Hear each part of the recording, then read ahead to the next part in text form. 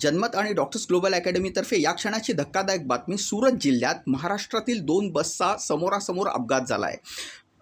ही बातमी आत्ता प्राथमिक आमच्या हातात आलेली आहे. या बातमीचे सविस्तर तपशील आम्ही घेतो.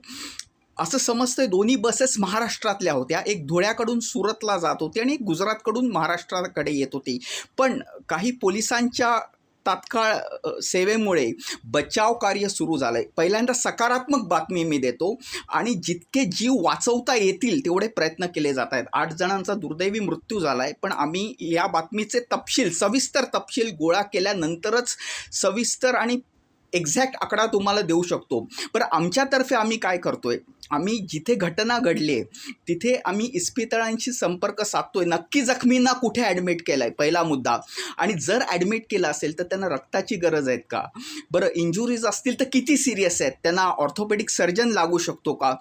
या बातमीकडे आम्ही लक्ष ठेवून आहोत आणि जितकी माहिती सखोल मिळेल तितकी तुम्हाला द्यायचा मॅक्सिमम प्रयत्न करू.